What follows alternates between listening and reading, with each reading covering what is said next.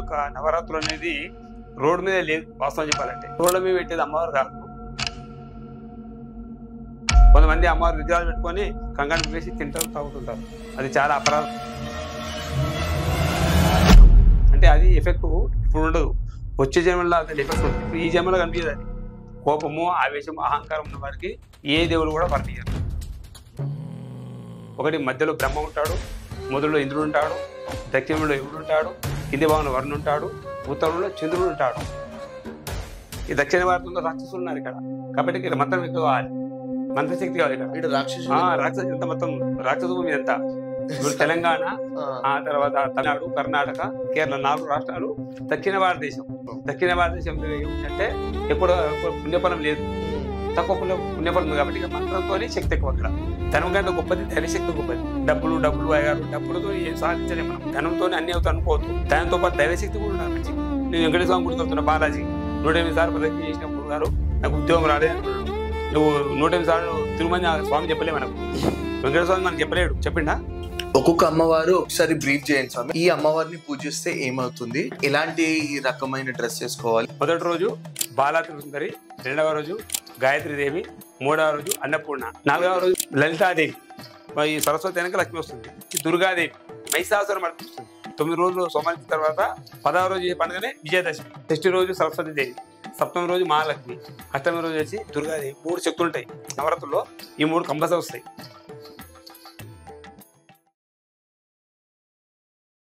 Hey, hi guys, welcome to new episode Keep It Real with Shiva Bhavani. Today we have Shivashankar Purohit Garu. He's a very famous astrologer. He also awarded Jyotiratna Award. Namaste Guruji. జయ గురుదత్త, శ్రీ గురుదత్త. జగదుంగర కందాయ సచ్చిదానమూర్తే దత్తాత్రేయ యోగీంద్ర చంద్రాయ పరమాత్మనే జగదుత్పత్తి కర్తరే చ సింహార్యతే భవపాజి మూషక దత్తాత్రేయ నమః. శ్రీ గురు దేవతత్వనికి నమో నమములు. శివభవాని గారికి, అదేవిధంగా studio గారికి నా యొక్క కృతజ్ఞతలు, ధన్యవాదాలు. ఈ అవకాశం ఇచ్చారు కాబట్టి అంత దత్తాత్రేయ యొక్క కృపా కటాక్ష లభించాలని చెప్పి మనస్ఫూర్తిగా కోరుకుంటూ మనం ప్రారంభిద్దాం. Shri Gurudatta. Thank you so much swami, thank you so much ఈ పాడ్కాస్ట్ వచ్చినందుకు. మిమ్మల్ని పిలవడానికి మెయిన్ కారణం స్వామి, చాలా మందికి నవరాత్రులు చేసుకుంటాము, కానీ చాలా మందికి ఇన్ఫర్మేషన్ చాలా లేదు. అంటే చేస్తున్నామా అంటే చేస్తున్నాం ఉంటారు. ఇప్పుడు నవరాత్రులలో ఎన్ని రోజులు ఉన్నాయి, ఏ దేవుని పూజలు, అలాంటి ఏమి ఇన్ఫర్మేషన్ లేదు. మనం ఇవన్నీ ఈ పాడ్కాస్ట్ లో మొత్తం క్లియర్ చేసాము. సో బేసిక్ గా టు స్టార్ట్ విత్, అసలు శక్తి అమ్మవారు అంటే ఎవరు స్వామి? ఫస్ట్ ముఖ్యంగా శక్తి అంటే ప్రపంచంలో ఏం లేదు, ఒక నీరు, ఒక భూమి తప్ప ఏమి లేదు. ఆ శక్తి నుంచి, ఆ అమ్మవారి శక్తి రూపం నుంచి ముగ్గురు సృష్టించింది. ఆ సృష్టిలో బ్రహ్మదేవుడు ఒకరు, విష్ణుమూర్తి ఒకడు, శివుడు ఒకడు. బ్రహ్మదేవుడు స్థితికారకుడు, సృష్టికారకుడు. సృష్టించాడు ప్రపంచం లోపల సకల చర్య 33 కోట్ల జీవరాశులను సృష్టించాడు. ఎవరు? బ్రహ్మదేవుడు. స్థితికారకుడు నారాయణుడు, విష్ణుమూర్తి. ఔషధాలు, భోజనం సంబంధించినటువంటి పదార్థాలు స్థితినిచ్చాడు, దానినిచ్చాడు. లయకారకుడు శివుడు. మన ప్రపంచంలో ఏ విధంగా బతకాలి, ఏ విధంగా చేయాలి అని ఆటాడించేవాడు శివుడు. ఈ 3 శక్తులు కలిపి త్రిమూర్తి స్వరూపం అంటారు. ప్రపంచం లోపల ఫస్ట్ ఏం లేదు, ఓన్లీ భూమి ఒకటి ఉంది. భూమి తర్వాత శక్తి వచ్చింది. శక్తి అనేది, శక్తి లేని మనిషి జీవించలేడు. ప్రపంచంలో ఒక పని చేయాలన్నా, ఏం చేయాలన్నా శక్తి కావాలి. ఆ శక్తి రూపంలో ఉన్నటువంటి అమ్మవారిలే ఇప్పుడు నవరాత్రులు అంటున్నాం కదా. ఆ నవరాత్రుల్లో కన్నా 9 శక్తుల్లో ఉంటాయి. 9 శక్తులు మనకు ఒక్కో రోజు ఒక్కొక్క శక్తి కనిపిస్తుంది. ఈ అమ్మవారు ఉంది కదా స్వామి, అంటే పార్వతి మాత, దుర్గాదేవి. ఈ నవరాత్రులు అని ఎందుకంటే స్వామి? నవరాత్రులు అంటే 9 రాత్రులు. నవము 9, 10వ రోజు దశమి. కాబట్టి నవరాత్రులు కలిపి లాస్ట్ రోజు ఏమొస్తుంది? దశమి అని వస్తుంది. దశమి అంటే 10వ తిథి. ష అంటే శరన్నవ, రా అంటే రాత్రులు. దశరా శరన్నవ రాత్రులు. మనం జనరల్ గా దసరా అంటుంటాం, దసరా కాదు, దశరా. ఆ రోజు 9 రోజులు మనకు ఈ యొక్క అమ్మవార్లు 9 రాత్రులు మహిషాసురం సంహరించేసి 10వ రోజున మన పండుగ చేసుకుంటుంది. కాబట్టి ఆ పండుగను విజయదశమి అంటారు. మనకి ఏదో పని కావాలనుకోండి, విజయం కావాలి. విజయం కావాలంటే ఒక శక్తి కావాలి. ఆ శక్తి అమ్మవారు. దాని పేరు విజయదశమి, దసరా అంటారు. ఇప్పుడు మనం దసరా అని అంటాము, కానీ నార్త్ వాళ్ళు నవరాత్రి అంటారు. అదే ఏం డిఫరెన్స్? వాళ్ళు చెప్పేది ఒకటే, నవరాత్రులు అంటే 9 రాత్రులు. వాళ్ళన్న ఒకటే పదము, మనం కూడా ఒకటే పదం చెప్తున్నాం. వాళ్ళు 9 రోజులు దీపారాధన చేస్తారు, 9 అఖండ దీపం పెడతారు. ఓకే. మన తెలంగాణలో కొంతమంది 5 రోజులు పెడతారు, కొంతమంది 7 రోజులు పెడతారు, కొంతమంది 9 రోజులు పెడతారు. దీపం, అఖండ దీపం పెడతాం. అవును. ఎక్కువ మన తెలంగాణలో ఎక్కువ ఆరాధించేది తుల్జాభవాని దగ్గర పెడతారు. తుల్జాభవాని ఆరాధ్య దేవత. కాబట్టి 9 రాత్రులు అనేది వాళ్ళంటారు. మనం దసరా అని మనం అంటాం. డిఫరెన్స్ ఏముండదు. నవరాత్రులు మనం 16ది దసరా అంటాం. ఈ దసరా అనేది ఎందుకు వచ్చింది? అంటే ఎప్పుడు స్టార్ట్ అయింది? ఎలా స్టార్ట్ అయింది? దసరా స్టార్ట్ అయింది ఏంటంటే పూర్వంలో మహిషాసురుడు ఒక రాక్షసుడు ఉండేవాడు. ఆ రాక్షసుని అమ్మవారు 9 రోజులు యుద్ధం చేసి 9వ రోజు సంహరిస్తుంది. 9 రోజులు 9 రోజులు యుద్ధం చేసి 9వ రోజు సంహరిస్తుంది కాబట్టి ఆ సంహరించిన తెల్లవారి పండుగ జరుపుకుంటారు. ఆ పండుగనే మనము దసరా అంటాం. విజయదశమి. అందు గురించి 9 రాత్రులు 9 అమ్మవారు నవదుర్గగా ప్రఖ్యాతి చెంది 9 అవతారాలు వెళ్ళింది. మొదటి దుర్గ వచ్చేసి ప్రథమం శైలపుత్రి, ద్వితీయం బ్రహ్మచారిణి, తృతీయం చంద్రకంఠ, కూష్మాండ చతుర్థకం, పంచమం స్కందమాత, షష్టం కాత్యాయని, సప్తమం కాళరాత్రి, అష్టమం మహాగౌరి, నవమం సిద్ధిదాత్రి. 9 దుర్గలు ఉన్నారు. ఆ 9 దుర్గల ప్రఖ్యాతమే నవదుర్గా దేవత అని మనము శాస్త్రం చెప్తుంది. మనం ఏం చేస్తుంటాము అంటే 9 రోజులు ఒక్కొక్క అవతారం చేస్తాం. మొదటి రోజు బాల, సెకండ్ రోజు గాయత్రీదేవి, 3వ రోజు మన అన్నపూర్ణ, 4వ రోజు లలితాదేవి, 5వ రోజు అమ్మవారు దుర్గాదేవి, తర్వాత లక్ష్మీదేవి, సరస్వతీదేవి, మహిషాసురమర్దిని, రాజరాజేశ్వరి అని రకరకాలుగా మనము పెడుతుంటాం. ఒక్కొక్క మంటపంలో ఒక్కొక్క దేవత ఆరాధిస్తుంటారు. ముఖ్యంగా దేవతలు చేసేది మాత్రం నవదుర్గా ప్రకీర్తిత. అంటే ఈ నవరాత్రి 9 రోజులు యుద్ధం చేసి గెలిచింది కదా అమ్మవారు. ఒక్కొక్క రోజు ఒక్కొక్క అవతారం వచ్చిందా? లేకపోతే ఒక్కొక్క రోజు ఒక అవతారం. మన విజయదశమి జరుపుకోవడం కావడం ఏంటంటే ఎటువంటి శత్రువులను కూడా మనం వచ్చి అందరిని కలవాలని చెప్తారు. ఎటువంటి శత్రువులు ఉన్నవాడు మనకి అపకీర్తి కీడు చేసినా కూడా పోయి మనం కలవాలని చెప్తుంటాం. ఎందుకు కలవాలి అంటే శత్రువు ఉండకూడదు. జీవితంలో ఎదగాలంటే శత్రువు ఉండొద్దు. అందరితో మిత్రువు ఉండాలి. అందరితో కలిసి పని చేయాలి. అందరూ కూడా ఒకటే తాటిపై నడుచుకోవడానికే విజయదశమి మనకు ఈ విధంగా చెప్తుంది శాస్త్రం. ఓకే. ఒక్కొక్క అమ్మవారికి ఒక్కొక్క స్పెషల్. అంటే ఈ నవరాత్రులు ఉంటాయి స్వామి, ఒక్కొక్క అమ్మవారికి ఒక్కొక్క కలర్ అని కూడా అంటాం. అవును. అంటే ఏ అమ్మవారికి ఏ కలర్ లా డివైడ్ చేస్తారు? కలర్లు వచ్చేసి మనకు బాలా త్రిపుర సుందరి, ఆమెకు మెరూన్ కలర్ పడతాం. గాయత్రీదేవి ఉంది, ఆమెకు ఒక కలర్. అంటే కలర్ అనేది వర్ణం నిర్ణయించుకున్నాం తప్ప దేవతలకు వర్ణం లేదు. దేవునికి ఆయన మనిషికి వర్ణం లేదు. భగవంతుడు సృష్టించాడు. మనం అలంకారం చేస్తున్నాం. మీరు బుధవారం వచ్చింది అనుకోండి, ఈ బుధవారం ఏముంది? బుధుడికి సంబంధించింది కాబట్టి పచ్చ కలర్ ఉండాలి. గురువారం వచ్చింది ఎల్లో కలర్ ఉండాలి. శుక్రవారం వచ్చింది తెలుపు ఉండాలి. శనివారం వచ్చింది చామన చాయ్ ఉండాలి. ఆదివారం వచ్చింది ఎరుపు. 2 ఎరుపులు, ఒక గ్రీన్, ఒక ఆకుపచ్చ, ఒక ఎల్లో, ఒక చిత్రవర్ణం, ఒక ధూమ్రవర్ణం, ఒకటి వచ్చేసి మనకు 9 రకాల వర్ణాలు ఉన్నాయి. ఆ 9 గ్రహాలకు సంబంధించిన వర్ణాలు అవి. ప్రపంచంలో ఎంత దూరం పోయినా కూడా 9 వర్ణాలు ఉంటాయి, ఎక్కువ ఉండవు. ఆ రోజును బట్టి ఆ అమ్మవారికి మనము నైవేద్యాలు కానీ బట్టలు కానీ ఇవన్నీ మనము చేస్తుంటాం. అంటే ఈ పూజలో నార్త్ ఇండియాలో ఎట్లా ఉంటాయి, సౌత్ ఇండియాలో ఎట్లా ఉంటాయి? అంటే ఒకటే రకంగా ఉంటాయా లేకపోతే డిఫరెంట్? నార్త్ ఇండియా ప్రాంతం వేరు. ఒక రోజు పూజ ఒక రోజు పెట్టేసి వాళ్ళు ఏం చేయరు. వాళ్ళు నైవేద్యం పెడతారు అమ్మవారికి. భజన సంకీర్తనం, నృత్యము, మీరు చెప్పినట్టు నృత్యము, దాండియాలు అవి ఆడుతుంటారు. నార్త్ ఇండియాలో పూజలు తక్కువ. వాళ్ళకి హారతులు ఎక్కువ ఉంటాయి, నృత్యాలు ఎక్కువ ఉంటాయి. పాటలతోనే వాళ్ళు పరవశించేస్తారు. మన దక్షిణ భారతం వేరు. దక్షిణ భారతంలో ఎందుకు వేరు అంటే ఉత్తర భారతదేశంలో పుణ్యభూమి అంటారు. ఉత్తర భారతదేశాన్ని పుణ్యభూమి. అక్కడ దేవతలు వెళ్ళిచ్చారు కాబట్టి వాళ్ళకి పూజ అవసరం లేదు. ఈ దక్షిణ భారతంలో రాక్షసులు ఉన్నారు ఇక్కడ. కాబట్టి ఇక్కడ మంత్రం ఎక్కువ కావాలి, మంత్రశక్తి కావాలి. ఇక్కడ రాక్షసు ఎంత మొత్తం రాక్షస భూమి ఎంత. ఇప్పుడు తెలంగాణ, ఆ తర్వాత తమిళనాడు, కర్ణాటక, కేరళ 4 రాష్ట్రాలు దక్షిణ భారతదేశం. దక్షిణ భారతదేశంలో ఏముందంటే ఎక్కువ పుణ్యఫలం లేదు, తక్కువ పుణ్యఫలం ఉంది. కాబట్టి ఇక్కడ మంత్రంతోనే శక్తి ఎక్కువ. అక్కడ మంత్రం కావాలి. మనము గుడిలు చూసుకుంటే నార్త్ ఇండియా కన్నా సౌత్ ఇండియాలో ఎక్కువ ఉన్నాయి. పెద్ద పెద్ద గుళ్ళు ఉన్నాయి, పెద్ద పెద్ద రాజులు పరిపాలన చేశారు. కానీ శక్తి తక్కువ ఉంది ఇక్కడ. సౌత్ ఇండియాలో శక్తి లేదు, తక్కువ. ఎందుకు అంటే ఇక్కడ రాక్షసత్వం ఎక్కువ ఉంది. మనిషి లోపల శాంత స్వభావం ఉండరు. ఎక్కువ కోపం ఎక్కువ, ఆవేశం ఎక్కువ.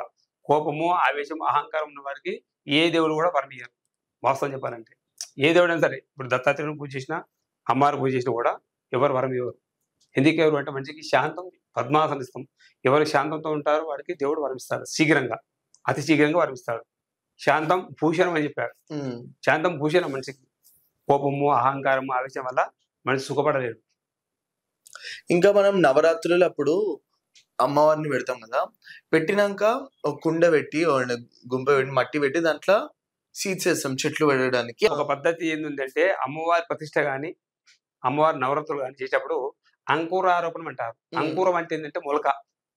అంకురం అంటే మొలకెత్తడం. అంటే ఎప్పుడైతే మొలక ఎత్తుతుందో ఎదగడానికి నీవు ఏ విధంగా పూజ చేసాము అని తెలవడానికి అంకురార్పణ అంటారు. ఓకే. అంకురారోపణంలో 5 ఉంటాయి. ఒకటి మధ్యలో బ్రహ్మ ఉంటాడు, మొదలులో ఇంద్రుడు ఉంటాడు, దక్షిణంలో యముడు ఉంటాడు, కింది భాగంలో వరుణుడు ఉంటాడు, ఉత్తరంలో చంద్రుడు ఉంటాడు. హ్మ్. అంకురారోపణం చేయంది పూజలు ఉండవు. అంకురారోపణ చేస్తేనే శుభం కరోతి కళ్యాణం. అది చేయడం వల్ల శుభం జరుగుతుంది. అంకురం అంటే మొలక, ఎదగడాన్ని అంకురారోపణం, ఆరోపణం అంటే ఎదగడం హ్మ్. అని శాస్త్రంలో. అంకురారోపణ చేయంది నవరాత్రులు లేవు. ఓకే. అది అఖండ దీపం కూడా పెరుగుతుంటే ఉంటుంది. అఖండ మనకు దీపం పెడతాం. తెలుస్తది. అఖండ దీపం. అవును. దీపం కరోతి కళ్యాణం, ఆరోగ్యం ధన సంపద. దీపం పెట్టడం వల్ల ఆరోగ్యము, ధన సంపద, ప్రవృత్తి, తను చేసుకున్న విద్య, తను చేసినటువంటి నడవడి అన్ని కూడా వృద్ధి కోసం చేసేదే అఖండ దీపం. 9 రోజులు పెడతాం. 9 రాత్రులు దీపం జాగ్రత్తగా చూసుకోవాలి. హ్మ్. అది అఖండ దీపము. దాంతో పాటు అంకురారోపణ ఉంటుంది. అంకురం అంటే మొలకెత్తడం కోసమే అంకురారోపణ చేస్తాం. ప్రతిష్టలప్పుడు కూడా చేస్తారు ఈ కార్యక్రమం. హ్మ్. ప్రతిష్ఠ చేసేటప్పుడు, విగ్రహ ప్రతిష్టప్పుడు, అవును. ఈ నవరాత్రులు చేసేటప్పుడు ఖచ్చితంగా చేయాల్సిందే. మీరు అన్నారు ఇందాక దీపం పెట్టాలి, అఖండ జ్యోతి 9 రోజులు ఉండాలి అని. బై మిస్టేక్ ఆ జ్యోతి పోతే మళ్ళీ ఏం చేస్తారు స్వామి? దానికి మళ్ళా శాంతిర్మం చేసి ఓకే. దీపారాధన చేయాలి. ఓకే. దీపారాధన చేయడం అంటే మళ్ళా ఉద్దీపసయాదవేదోపగ్ధం నిర్దుమమాపశిగజమయమాప జీవనంచ దిశో దిశ దీపదేవత బిర్మోర్మ నమితాది పంచోపచార పూజం సమర్పయామి అని చెప్పి అక్షంతలు వేసేసి సహనావతు సహనౌ భునక్తు సహవీర్యంకరవావై తేజస్వినావధి సమస్సు మా విద్విషావై శాంతి శాంతి అని చెప్పి మంత్రం చెప్పేసి అక్షంతలు చేసి నమస్కారం చేసుకోవాలి. స్వామి ఏదైనా పొరపాటు ఉంటే కానీ అవన్నీ ఏం చేయకుండా డైరెక్ట్ గా మళ్ళీ దీపం ముట్టేసి వెలిగించేసి ఒకటే క్షమాపణ చెప్పాలి. అంతే. అపరాధం చెంబరేసుకోవడమే ఉత్తమం. గణేశుని దగ్గర ఎక్కువ ప్రాపర్ గా పాటించారు. జనరల్ గా కంకణాలు కట్టుకుంటే కండు వేసుకుంటారు, చెప్పులు వేసుకొని తిరుగుతారు, అన్ని చేస్తుంటారు. ఈ అమ్మవారిది పవర్ఫుల్ ఎక్కువనే ఉంటుందా? అమ్మవారికి గణపతి ఏమో సాధారణ ఉంటాడు. అమ్మవారు అట్లా ఉండదు, శక్తి ఉంటది. నువ్వు ఎంత శక్తితో చేస్తావో అంత శక్తిని నీకు అమ్మవారు ఇస్తుంది. అందులో కంకణం కట్టుకున్నప్పుడు కంకణం కడతాను ఫస్ట్ చెప్తాను, నైనా మీరు కంకణం కట్టుకున్నావు కానీ దీక్షతో ఉంటే కంకణం కట్టుకోలేదు, కట్టుకోకు ఏమంటున్నాను. కట్టుకున్నంత మాత్రాన నువ్వు దీక్ష చేస్తేనే కంకణం కట్టుకో. కంకణంలో ఏముంటుంది 9 రోజులు 9 శక్తులు వస్తాయి మనిషికి. 9 శక్తులు మనకు. నువ్వు దీక్షతో ఏ వ్రతమైనా సరే నువ్వు దీక్షతో చేయి, తప్పకుండా మనకు ప్రతిఫలం ఉండదు ఖచ్చితంగా. కాబట్టి ఎరుపు వస్తువులు వేస్తాం, ఎరుపు తోతువ, ఎరుపు కండువ వేసుకొని బొట్టు పెట్టుకొని మనం ఆరాధిస్తాం. 9 రోజులు మనం నిశ్చితంగా చేస్తే ఇలా చేయాలి. దీక్ష అంటే కూడా ఎటంటే ఏడంటే తినకూడదు, ఏదంటే ఎక్కడంటే తినకూడదు. ఓన్లీ ఒకటే పూడు భోజనం చేయాలి. ఉదయం నుంచి సాయంత్రం వరకు ఏం తినకుండా పండు తింటే చాలా విశేషం. రెండవది భుక్తం అంటారు. భుక్తం అంటే మధ్యాహ్నం కూడా భోజనం చేయాలి, నైట్ ఏం తినకూడదు, దాని భుక్తం. ఉదయం నుంచి ఏం తినకుండా ఉండే చేసే పూజను మోక్షం ఎక్కువ. పండ్లు ఫలాహారం మాత్రం తీసుకోవాలి, విశేషం ఉంటుంది. ఒకటే పూట భోజనం చేయాలి, నేల పైన పడుకోవాలి. అల్లము, ఎల్లిగడ్డ ఇవన్నీ కూడా నిషేధించాలి, తినకూడదు. ఇవన్నీ కూడా ఎందుకు తినకూడదు అంటే ఈ అల్లము ఉల్లిగడ్డ ఉద్రేకం, మంచికి ఆవేశము, కోపం. పూజ చేసేటప్పుడు ఆవేశం పనికిరాదు, కోపం పనికిరాదు. శాంతంగా ఉంటేనే పూజ, శాంతం ఉంటేనే కూర్చోకూడదు. కాబట్టి ఈ విధంగా శాస్త్రం నిర్ణయించింది. గణపతి సాధారణం, అమ్మవారు శక్తి స్వరూపం కాబట్టి నియమంతో చేసిన పూజనే అమ్మవారు స్వీకరిస్తారు. నియమం ఉండాలి, ఖచ్చితంగా ఉండాలి. అండ్ దసరా రోజు విజయదశమి రోజు అంటారు కదా, ఆ రోజు నాన్ వెజ్ తింటారు, తినకూడదు. అండ్ గుడిలోకి పోతారు, తాగి పోతారు. ఇవన్నీ చాలా అపరాధం, చేయకూడదు. ఇవన్నీ చేయకూడదు. ఇంకా తెలిసేది ఒక అజ్ఞానం కానీ ఇవన్నీ చేయకూడదు. ఏ శాస్త్రం లేదు. కొంతమంది అమ్మవారు విగ్రహాలు పెట్టుకొని కంగారు వేసి తింటారు, తాగుతుంటారు. అది చాలా అపరాధం. అంటే అది ఎఫెక్ట్ ఇప్పుడు ఉండదు, వచ్చే జన్మలో దాని ఎఫెక్ట్ ఉంటుంది. ఇప్పుడు ఈ జన్మలో కనిపించదు, అది వచ్చే జన్మలో తప్పకుండా కనిపిస్తుంది. చేసినవి కూడా భగవంతుడు రాసి పెడతాడు. ఏం చేసినా కూడా మనం అనుకుంటాం ఏం చూస్తలేము, ఎవరు చూస్తలేరు అనుకోవద్దు. ప్రతిది మాట చేత అన్ని కూడా భగవంతుడు సర్వంతర్యామి, ప్రతిరోజు కూడా పరీక్ష చేస్తుంటామండి. అది సత్యం. ఇప్పుడు నవరాత్రులు ఒక ఎగ్జాంపుల్, పిల్లలు పుట్టలేరు అనుకో, లేకపోతే చదువు మంచిగా ఉంది, ఈ నవరాత్రుల రోజు పూజలు చేస్తే అవన్నీ ఫలిస్తాయి. నవరాత్రులకు ముఖ్యంగా అధిపతి ఒకటి రాహువు కేతు. ఓకే. నవరాత్రులకు అధిపతి దేవతలు అంటే రాహుకేతు గ్రహాల లోపల. రాహు కేతు ఛాయాగ్రహాలు అనమాట. ఛాయ అంటే లేనిది ఉన్నట్టు లేని చెప్పేది ఛాయాగ్రహాలు. కేతువు భక్తి జ్ఞాన వైరాగ్యం, భక్తికి జ్ఞానానికి వైరాగ్యకారకుడు కాబట్టి ఈ అధిపతి దేవతలు రావుకేతులు. ఎవరైతే నవరాత్రులు మంచిగా చేస్తారో, ఉదాహరణకు మా ఫ్రెండ్ ఒక ఆయన ఉండు, ఆయనకు సంతానం కాలేదు, 9 రోజులు మంచిగా దీక్షతో చేయి తప్పకుండా సంతానం అని చెప్పిన 9 రోజులు చేశాడు, సంతానం అయింది. ఇప్పటికి 18 సంవత్సరాలు అవుతుంది. ప్రతి సంవత్సరం అమ్మవారికి విగ్రహం స్పాన్సర్ చేస్తున్నాడు. ఇప్పటికి 18 సంవత్సరాలు అయింది. ఒక నమ్మకం అంటే శక్తి ఉందా, ఉంది. చేసే దాని మీదే శక్తి ఉంది. మనం ఏదో పక్కకు చేస్తున్నాం అని చేయకూడదు. నీతోనే అయ్యే శక్తి ఉంటేనే నువ్వు చేయి, తప్పకుండా ఇస్తుంది శక్తి. నవరాత్రులు విశేషంగా చేస్తే తప్పకుండా అన్ని పనులు అవుతాయి. ఒకటి కాదు, విదేశీ యోగం కానీ, భక్తి కానీ, జ్ఞానం కానీ అన్నీ కూడా లభిస్తాయి. అమ్మవారి అంత శక్తి ఉంది. నవరాత్రులు చేస్తే నియమంతో చేయాలి. నియమంతో చేసినప్పుడే మనకు సత్ఫలితం ఉంటుంది. ఏ అమ్మవారి ఏ దేవుడిని మనము జల్దీ కోరుకుంటూ వస్తాడు స్వామి? అంటే ఎగ్జాంపుల్ నాకు ఈ దేవుడు కనబడాలా, ఈ దేవుని పూజ చేస్తే జల్దీ వస్తాడు, అట్లా ఏదన్నా దేవుడు? దేవతలు శక్తిని బట్టి ఒక్కొక్క దేవత ఒక శక్తి ఉంటుంది స్వామి. ముఖ్యంగా మనకు అన్ని పాపాలు పరిహారం పోవాలంటే ముఖ్యమైన శక్తి ఎవరంటే గాయత్రీదేవి. గాయత్రీదేవి చాలా పవర్ ఉంటుంది, అన్నిటికంటే గొప్ప. గాయత్రీదేవికి రోజు చేసే పాపాన్ని తొలగిస్తుంది. ఒకే ఒక దేవత ఎవరంటే ఓన్లీ గాయత్రి మాత్రమే, వేరే ఎవరు లేరు. వాళ్ళ శక్తి వాళ్ళదే. గాయత్రి త్రిసంధ్య అంటారు. 3 పూటలు మనము అనుష్ఠానం చేస్తారు, జపం చేస్తారు. ఉదయం, మధ్యాహ్నం, సాయం, ఈ 3 కలిపి త్రిసంధ్య అంటారు. గాయత్రి గాయత్రి ఎవరైతే పూజిస్తారో తొందరగా పాప పరిహారం అవుతుంది. తొందరగా, శీఘ్రం. ఈ రోజు చేసిన పాపం ఈ రోజే పరిహారం ఇస్తుంది. ఆమెనే గాయత్రి మాత. కొంతమంది అంటారు కదా స్వామి, శివుణ్ణి ఎక్కువ జల్దీ పూజ చేయించగానే శివుడు వచ్చేస్తాడు, వరం ఇస్తాడు అని. దేవతలు వేరు, దేవుడు వేరు. దేవతలు రూపం వేరు, దేవుళ్ళు వేరు. ఎక్కువ మనకు తొందరగా పలికే దేవుడు ఎవరయ్యా అంటే శివుడే. మహాదేవం మహాత్మానం మహాపాతక నాశనం.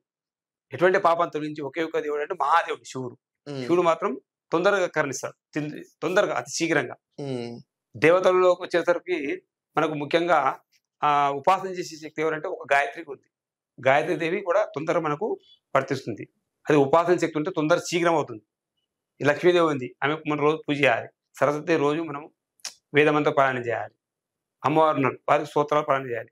కానీ గాయత్రీదేవి మాత్రం తొందర శీఘ్రంగా మనకు ఫలాన్నిస్తుంది. కానీ నాకు ఒకటి అర్థం కాదు స్వామి, మనకి ఇంతమంది దేవతలు ఉన్నారు కదా, ఇంతమంది దేవతలు, ఇప్పుడు నవరాత్రి తీసుకోండి, నేను ఇప్పుడు అమ్మవారిని పెట్టిన ఒక ఏరియాలో ఒక అమ్మవారిని పెట్టిన, దుర్గామాతను పెట్టి పూజిస్తాను. ఇప్పుడు నేను ఒక పోషమ్మ గుడి పోయినానుకో, అక్కడ కూడా నవరాత్రులు చేస్తారు. కట్టమైసమ్మ పోతే అక్కడ కూడా నవరాత్రులు చేస్తారు అదే అమ్మవారికి. ఎందుకు అట్లా? అంటే ఎలాంటి అమ్మవారిని పెట్టాలి జనరల్ గా? అమ్మవారు ముఖ్యంగా యొక్క నవరాత్రులు అనేది రోడ్డు మీద లేదు. వాస్తవం చెప్పాలంటే రోడ్ల మీద పెట్టేది అమ్మవారు కాదు, దేవతా గుళ్ళో చేసేది. పూర్వకాలంలో దేవతా గుళ్ళో చేసేది. ఏ గుడి చూడండి, అమ్మవారి గుళ్ళే నవరాత్రులు ఉండేది. ఇప్పుడు రోడ్డు మీద పెడుతున్నాడు, 5 మంది కలిసి ఒక విగ్రహం పెడుతున్నాం, ఒక 5 మంది సభ్యులు కలిసి ఒక విగ్రహం పెడుతున్నాం. అత పెట్టడం వల్ల ఏమవుతుందంటే, పెట్టొచ్చు కానీ ఏంటంటే భక్తి, మనిషి యొక్క భక్తిని బట్టి వాళ్ళు పెడుతున్నారు. కానీ దేవతార్చన ఎక్కడ ఉంటుంది అంటే, దేవతలు ఎక్కడంటే రోడ్ల మీద ఉండరు వాళ్ళు, ఓన్లీ దేవాలయంలో మాత్రం ఉంటారు. పూర్వకాలంలో నవరాత్రులు ఎక్కడ చేసేది అంటే దేవాలయంలో చేసేది. ఇప్పుడు ఈ బస్సులు పెడుతున్నాడు, పక్కన బస్సు పెడుతున్నాడు అని పెడుతున్నాడు. అది పెట్టడం వల్ల ఏమవుతుందంటే విడిపోతున్నారు. అందరూ ఒకటే దగ్గర ఉండి చేయాలి, ఒక కమ్యూనిటీగా చేయాలి. చేస్తే మనకు పవర్ పెడుతుంది. 5 మందికి ఒక గణపతి, 5 మందికి ఒక అమ్మారు పెడుతున్నారు. పెట్టడం వల్ల ఏమవుతుంది అంటే ఏకత్వంలో భిన్నత్వం అనిపిస్తున్నాం. మనం అందరూ ఇందులమే కానీ భిన్నత్వం. ఇప్పుడు 5 మంది ఉన్నాం, విడిపోతున్నాం. అట్లా ఉండకూడదు. ఒక కమ్యూనిటీలో పెడితే ఒక మంది పెద్దగా అమ్మారు పెట్టి పూజించాలి. అది విశేషం. అట్లా చేసే విశేషంగా తప్ప పక్కపక్కల అమ్మారిని పెట్టడం, అక్కడ పెట్టడం, ఇక్కడ పెట్టడం వల్ల ఏమవుతుందంటే ఆధ్యాత్మికంగా దెబ్బతినిపోతుంది. ఎవరికి వారే ఆధిపత్యం అయిపోతుంది. కాదు స్వామి, ఇప్పుడు మనము పోచమ్మ టెంపుల్ ఉన్నది, పోచమ్మ టెంపుల్లో నవరాత్రులు చేస్తారు, కట్టమైసమ్మ టెంపుల్ దగ్గర నవరాత్రులు చేస్తారు. అక్కడ దుర్గమాత ఉండదు కదా, ఈ అమ్మవార్లు ఉంటారు కదా, ఈ అమ్మవార్లకి ఎలా పూజ చేస్తారు? ఈ అమ్మవారికి రోజు ఒక అవతారం బట్టి మనం నిర్ణయిస్తుంటారు. అవును. ఇప్పుడు దుర్గా కూడా ఉంది, వాళ్ళు ఏం చేస్తారు, 9 రాత్రులు చెప్తారు. అవును. వాళ్ళు నిర్ణయిస్తారు. పాడ్యమి రోజు బాల సుందరి, 2వ రోజు గాయత్రి, 3వ రోజు అన్నపూర్ణ, 4వ రోజు మంగళగౌరి, 5వ రోజు వచ్చేసి లలితాదేవి, 6వ రోజు వచ్చేసి సరస్వతి దేవి, 7వ రోజు వచ్చేసి లక్ష్మీదేవి, 8వ రోజు దుర్గాదేవి, 9వ రోజు మహిషాసురమర్దిని, 10వ రోజు రాజరాజేశ్వరి నిర్ణయిస్తారు. వీళ్ళని నిర్ణయిస్తారు, నిర్ణయం వీలు చేసుకుంటారు. దేవత గుళ్ళో ఉన్న దేవతలు ఏం మారదు. అమ్మ అలంకారం మాత్రం మారుతుంది. ఇప్పుడు పోచమ్మ చదువుతుంది, ఆమె అలంకారం మారదు, ప్రతిరోజు అట్లా ఉంటుంది. అలంకారం అనేది మారుతుంటది, రూపమేం మారదు. పోచమ్మనే ఉంటది, అమ్మనే ఉంటది కానీ అలంకారంలో పిలుస్తారు. ఇప్పుడు అమ్మవారిని మనం అర్థం చేసుకున్నాం, పోచమ్మ దేవత అని అంటాం. మొదటి రోజు ఏమొచ్చింది, బాలా త్రిపుర దేవత అభ్యవనం అని అమ్మవారిని మనం ఆహ్వానం చేస్తాం. ఆహ్వానం చేయడం కోసమే అమ్మవారి నవరాత్రులు. ఆ అమ్మవారిని మనం ముట్టలేము, ఆమెను ఏం చేయలేము. ఆ వర్ధన దేవత ఆమె ఉంటుంది, పోషమ్మ దేవత ఉంటుంది. కాబట్టి అలంకారం చేయడం మాత్రమే ఆ పేరుతో మనం పూజిస్తాం అమ్మవారిని. అచ్చా, ఇప్పుడు మళ్ళీ దుర్గామాత కూడా సేమ్ అమ్మవారిని పెడతాము, కానీ ఒక్కొక్క రోజు దేవుని ఒక్కొక్క దేవతను ఆహ్వానం చేసేసి అమ్మవారిని ఆహ్వానం చేసి అమ్మవారికి అన్ని కూడా ఆభరణాలు అనేసి మనము షోడశ పూజ చేస్తాం. అమ్మవారు ఒకటే ఉంటుంది, ఆకారం ఒకటే, రూపాలు అది చెప్తున్నా, నానా రూపోత్తర భక్త, నాన్న రూపంలో అమ్మవారు ఉంటారు, నాన్న రూపంలో అయ్యవారు ఉంటారు. అది కాదు స్వామి, మనకి ఇప్పుడు మెయిన్ దేవుళ్ళు అంటే మనకు తెలిసింది శివుడు, విష్ణువు, బ్రహ్మ. ఓకే, కానీ ఇంతమంది అమ్మవార్లు ఎందుకు ఉన్నారు స్వామి? ఎందుకు డివైడ్ అయినారు ఇట్లా? డివైడర్ అంటే ప్రపంచం లోపల 33 కోట్ల త్రింశతి దేవతలు ఉన్నారు స్వామి. ఒక దేవతలు కాదు, 33 మంది ఉన్నారు. 33 కోట్లుగా వర్ణించారు. ఒకటే రూపం అమ్మవారు. ఎవరు? అమ్మ అంటే ఒకటే రూపం, అయ్యా ఒకటే రూపం. అయితే మనం రూపాల్లో అనేక రూపంలో చూస్తున్నాం. ఓకే, దుర్గాదేవి, ఇప్పుడు తర్వాత మహిషాసురమర్దిని, రాజరాజేశ్వరి, అన్నపూర్ణ, గౌరి, అన్ని ఒకటే. అన్ని రూపం ఒకటే రూపం, రూపంలో తేడా ఏం లేదు. కాబట్టి ఆకారంలో మనం చూసినట్టే ఒక్కొక్క దేవతను అన్నపూర్ణదేవి ఉంది. ఉదాహరణకు అన్నపూర్ణదేవి ఎవరు? మనకు అన్నాన్ని ప్రసాదిస్తుంది. అన్నపూర్ణ సదాపూర్ణే శంకర ప్రాణవల్లభే జ్ఞాన వైరాగ్య సిద్ధార్థం భిక్షామేదేహి పార్వతి మాతాచ పార్వతీ దేవో పితాదేవ మహేశ్వర బాంధవ శివత్వచ స్వదేశీ భువనంతో అని చెప్పి శివుడు మనము చూసినాం. శివుడు మనం చూస్తే ప్రార్థిస్తాడు. అన్నపూర్ణ దేవత ఏముంది? అందరూ అన్నం ఉంది, అన్నం ప్రసాదిస్తుంది. 33 కోట్ల జీవరాశులకు మనకి ఏం కావాలి? అన్నం కావాలి. అన్నం ఏంది? అన్నం పరబ్రహ్మ స్వరూపం. కాబట్టి ఆమెను మనకు ఆ విధంగా అన్నపూర్ణ వస్తుంది. లలితాదేవి, ఉదాహరణకు లలితాదేవి ఉంది. లలితాదేవి ఎవరు? శక్తి సౌభాగ్యం. ఆడవారికి సౌభాగ్యం ఇస్తుంది. సౌభాగ్యం అంటే ఏంటి? ధనం, ధాన్యం, పశువు, భౌపుత్ర లాభం, పిల్ల పాపలతో, పాడి పంటలతో నిండు నూనెలు జీవించు కాక అని చెప్పి లలితాదేవి మనకు ఉద్భవించింది. లలితాదేవి. దుర్గాదేవి ఎవరు? మనకు శక్తిని ఇస్తుంది. దుర్గార్తి నాశిని అంటారు, శక్తిని ఇస్తుంది. గౌరీదేవి ఇస్తుంది, మాంగళ్యం ఇస్తుంది. తర్వాత బాలా కృష్ణదేవి ఇస్తుంది, మనకు మొదటి రోజు కాబట్టి మనకు శక్తిని ఇస్తుంది. పార్వతి ఇవన్నీ ఆకారాలు. కాత్యాయని, గౌరీ, ఉమా, శాంకరి, శాంభవి, ఇవన్నీ ఆకారాలు. ఒక్కొక్క ఆకారంలో ఒక శక్తి ఉంటుంది.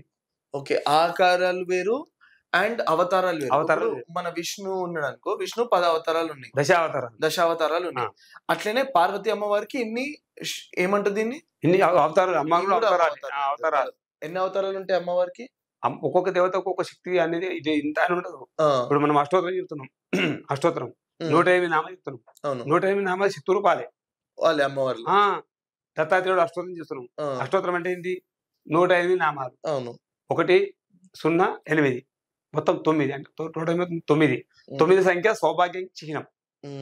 అది అదే స్వామి, ఇప్పుడు మనకి ఇంతమంది దేవతలు ఉన్నారు, ఇంతమంది దేవతలు, శక్తులు ఇవన్నీ ఉన్నాయి కదా స్వామి, ఇది అంతా ఎక్కడి నుండి వచ్చింది? అంటే పార్వతి నుండి డివైడ్ అయినాయా, లేకపోతే సరస్వతి నుండి డివైడ్ అయినాయా? ఎక్కడి నుండి డివైడ్ అయినాయి? త్రిశక్తి స్వామి. ఒక దేవత అని చెప్పలేము, త్రిశక్తి అనమాట. బ్రహ్మ భార్య పేరు సరస్వతీదేవి, ఆమె ఒక శక్తి స్వరూపిణి. అదేవిధంగా తర్వాత విష్ణుమూర్తి భార్య లక్ష్మీదేవి, ఆమె శక్తి స్వరూపిణి. శివుడి భార్య పార్వతి శక్తి స్వరూపిణి. ఈ శక్తికి వచ్చిందని కాదు, భగవంతుడు అనేటువంటి వాడు 3 శక్తులలో ఏ విధంగా ఉన్నాడో అమ్మవారు కూడా త్రిశక్తి రూపంలో ఉన్నది. ఇవన్నీ కూడా మనం వచ్చినటువంటి 8 దేవతలు, 9 దేవతలు, ఇవన్నీ గ్రామ దేవతలు, పొలిమేర దేవతలు, రకరకాల అవతారాలు. ఒక్కొక్క దేవత ఒక శక్తిని ఇస్తుంది. ఇవన్నీ శక్తి రూపమే తప్ప ఎవరి నుంచి ఉద్భవించింది కాదు. ఆ 3 శక్తుల నుంచి వచ్చినాయి ఈ శక్తి. త్రిశక్తి రూపం అంటారు.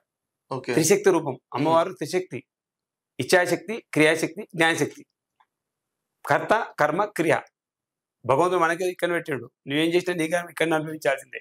ఏం పని చేసినా నువ్వు ఇక్కడ అనుభవించాలి, ఏం చేసినా ఇక్కడ అనుభవించాల్సిందే. మొత్తం సృష్టిలో ఎంతమంది దేవతలు ఉన్నారు మనకు? దేవుళ్ళు, దేవతలు దేవతలు మొత్తం వచ్చి 33 మంది ఉన్నారు. మొత్తం 33 మందే. 33 మంది 33 కోట్లుగా వర్ణించారు. ఓకే, అంటే టోటల్ దేవతలు 33 మంది 33 కోట్లుగా వర్ణించారు. అంటే దాన్ని డివైడ్ చేశారు అన్నమాట. ఓకే, సో దాంట్లో మెయిన్ శివుడు, బ్రహ్మ, విష్ణు, మహేశ్వరుడు ముగ్గురు. ఓకే, మన బ్రహ్మకి ఎందుకు గుడి లేవు స్వామి? బ్రహ్మ అనేటువంటి వాడు ఒక అబద్ధం ఆడిన స్వామి. అబద్ధం ఆడడం వల్ల తనకు ఆయనకు బ్రహ్మదేవుడికి వరం ఇయ్యలేడు. నువ్వు గుడికి లేదని చెప్పి వరం ఇచ్చేసాడు గురువు. అదొకటి. మొగిలి పువ్వు కూడా పూజకి లేదు. మంచి సువాసన ఉంటుంది మొగిలి పువ్వు, దాని కూడా శాపం ఉంది. గోముఖం కూడా పూజ లేదు. వెనకాల ఉంటుంది పూజ. గోవుకు ముందు భాగం పూజ లేదు. ఎందుకంటే అబద్ధం ఆడినారు. అబద్ధం ఆడితే మనిషికి మోక్షం ఉండదు స్వామి. అబద్ధం వల్ల మోక్షం ఇయ్యలేడు దేవుడు. ఎవరు ఇయ్యలేడు? శివుడు ఇయ్యలేడు. అందుకు బ్రహ్మదేవుడు గుడి లేదు, గోముఖంకి పూజ లేదు, మొగిలి పువ్వు కూడా పూజలో లేదు. వరలక్ష్మి వ్రతం మాత్రం ఆడతాం. వరలక్ష్మి వ్రతంలో మాత్రం పువ్వు పెడతాం. మొగిలి పువ్వుని ఎక్కడ పెడతాం? వరలక్ష్మి వ్రతంలో మాత్రం ఉపయోగిస్తాం. వేరే ఎక్కడ లేదు ఆ పూజ. ఒక్కొక్క అమ్మవారు ఒకసారి బ్రీఫ్ చేయండి స్వామి. అంటే ఈ అమ్మవారిని పూజిస్తే ఏమవుతుంది? అండ్ ఎలాంటి రకమైన డ్రెస్ ఏసుకోవాలి? ఎలాంటి రకమైన చీర పెట్టాలి? అండ్ ఎలాంటి వంటకాలు వండాలి అమ్మవారికి? మొదటి రోజు అమ్మవారు బాలా త్రిపుర సుందరి. అమ్మవారు ఎక్కడ ఉంటారు అంటే శ్రీచక్రంలో ఉంటుంది. ఎవరు? బాలా త్రిపుర సుందరి. మొదటి రోజు మనకు చిన్నపిల్లలకు పూజ చేయమని చెప్తారు. చిన్న చిన్న పిల్లలకు 2 ఏళ్ళు 3 ఏళ్ళ పిల్లకు పూజ చేయమంటారు. ఈమె ఎవరు అంటే త్రిపురాసురుని యొక్క భార్యమే. ఈ పేరు త్రిపుని భార్య పేరు త్రిపురా సుందరి దేవి. అంతే అంటే ఈమె ఈశ్వరుని యొక్క భార్య అని చెప్పుకోవచ్చు. ఈశ్వరుని యొక్క భార్య. అయితే ఈమెను ఆరాధిస్తే ఏమవుతుంది? నిత్య సంతోషం కలుగుతుంది. వాళ్ళ చిన్నపిల్లకి ఏముంటుంది? ఇప్పుడు ఏ ఆలోచన ఉండదు, ఎప్పుడు సంతోషంగా ఉంటుంది. కాబట్టి హ్యాపీగా ఉంటుంది. లైఫ్ మొదటి నుంచే సంతోషంతో ప్రారంభమవుతుంది. అదేవిధంగా ఈ యొక్క అమ్మవారు శ్రీచక్రంలో ఎలా ఉంటుంది అంటే త్రిపురత్రయం ఉంటుంది. 3 ట్రయాంగిల్ ఉంటుంది అమ్మవారు. 3 ఆకారంలో ఉంటుంది. త్రిపురం అంటే 3 ఆకారంలో ఉంటుంది. ఎక్కడ శ్రీచక్రం అర్చన చేస్తాం కదా, అక్కడ అమ్మ త్రిపుర సుందరి దేవి అంటాం. ఆ ఆకారంలో ఉంటుంది. ఇదే మొదటి దేవత. ఏమి మొదటి దేవత. షోడశి అంటే 16 విద్యలు ఉంటాయి. 16 విద్యలు. ఆ విద్యకు ఈమె అధిష్టాన దేవత. ఎవరు? బాలా త్రిపుర సుందరి. ఈమెకి ఇష్టమైన పదార్థం ఏంది అంటే, మనకు ఏ దేవతను గుర్తుపెట్టుకోండి. ఏ దేవత సరే మనం ఏం పెట్టాలి నైవేద్యం అంటే వడపప్పు పానకం పెట్టాలి. ఏ నైవేద్యం లేదు. లడ్డు రకరకాల వంటలు అడుగుతుంటాం కదా, అయ్యగారు ఏం పెట్టాలి అని అడుగుతున్నారు. ఏం పెట్ట అవసరం లేదు. అమ్మవారికి రోజు మనము వడపప్పు పానకం అంటే బెల్లంతో అన్నటువంటి పదార్థము, పాయసం. మనం వీలైతే గోధుమ పాయసం చూసి అమ్మవారికి నైవేద్యం పెట్టచ్చు. ఎవరు? మొదటి రోజు చేసే పూజ బాలా త్రిపుర సుందరి అని చెప్తున్నాం. ఇది మొదటి రోజు చేసే పూజ. ఈమె పూజ చేస్తే సంతోషము, సకల కళలు అన్ని కూడా నెరవేరుతాయి. రెండవ రోజు మనకు అమ్మవారు గాయత్రీదేవి. అమ్మవారు సకల వేదాలకు అధిపతి. 4 వేదాలు ఉన్నాయి. ఋగ్వేదము, యజుర్వేదము, సామవేదము, అధర్ణ వేదాలు. అధర్ణ వేదాలకు అధిపతి శ్రీమన్ ఎవరు? అమ్మవారు. ఈమె పేరు గాయత్రీదేవి అంటారు. అన్ని మంత్రాలకు మూలశక్తివే. అన్ని మంత్రాలకు మూలశక్తి అనమాట. ఈ మాతకు 5 ముఖాలు ఉంటాయి. ముక్త, విద్రుమ, హేమనీల, ధవళాచయ అని చెప్పి 5 ముఖాలు ఉంటాయి. ఈమెను ఆరాధిస్తే ఎటువంటి పాపాలను కూడా తొలగిపోతాయని చెప్పాము. ఈమె త్రిసంధ్య అంటారు. అంటే 3 పూటలు ఆరాధించాలి. ఉదయం, మధ్యాహ్నం, సాయంకాలం. ఏమైనా ఆరాధిస్తే ఏమవుతుంది అంటే సర్వ పాపం పరిహారం చేస్తుంది. పాపం ప్రతిరోజు రోజు చేసే పాపం కాదు, ఎప్పుడు చేసే పాపం కాదు, ప్రతిరోజు చేసినటువంటి పాపాన్ని పరిహారం చేస్తుంది. ఏమైనా ధ్యానిస్తే మంత్రశక్తి కలుగుతుంది. మంత్రంలో శక్తి కలుగుతుంది. ఆ శక్తి అంటే మన గాయత్రి ఉంది. గాయత్రిలో ఏముంది? శక్తి ఉంది. మంత్రశక్తి. గాయత్రి మంత్రంలో శక్తి ఉంది. ఓం భూర్భువస్వాహ తత్సవితుర్వరేణ్యం భర్గో దేవస్య ధీమహి ధియో యో నః ప్రచోదయాత్ అని చెప్పి 24 అక్షరాల మంత్రం, 24 అక్షరాల మంత్రం ఉంది. ఈమెను ఆరాధిస్తే మన చతుర్వేద పాలన లభిస్తుంది. 4 వేదాలు చదువుకున్నంత పుణ్యఫలం లభిస్తుంది. ఎవరిని? గాయత్రిని పూజ చేస్తే. ఈమెకు ఇష్టమైన నివేదన ఏది? అల్లెపు గారెలు. అల్లంతో గారెలు అదేవిధంగా నివేదన చేయాలి. అదేవిధంగా ఈమెకు దద్దోజనం కూడా అంటారు. దద్దోజనం అంటే దది అంటే పెరుగుతో చేసిన కూడా అమ్మవారు పెట్టవచ్చు అని చెప్పి 2వ అవతారం ఉంది. 3వ రోజు మనకు అన్నపూర్ణాదేవి. మొదటి రోజు బాలా త్రిపుర సుందరి, 2వ రోజు గాయత్రీదేవి, 3వ రోజు అన్నపూర్ణ. అన్నపూర్ణ సదాపూర్ణే శంకర ప్రాణవల్లభే జ్ఞాన వైదగ్య సిద్ధ్యర్థం భిక్షామేదేహి పార్వతి మాతాచ పరతీదేవో పితాదేవో మహేశ్వర బాంధవ శుభక్తచ్చ స్వదేశీ భువనత్రయం చెప్పి మంత్రి చెబుతుంది. అన్నపూర్ణాదేవి శివునికి చాలా ఇష్టమైనటువంటి దేవత అనమాట. అదేవిధంగా ఈమెను 3వ రోజు పూజ చేయడం వల్ల మన ప్రాణకోటికి ఏం కావాలి? అన్నం పరబ్రహ్మ స్వరూపం అన్నారు.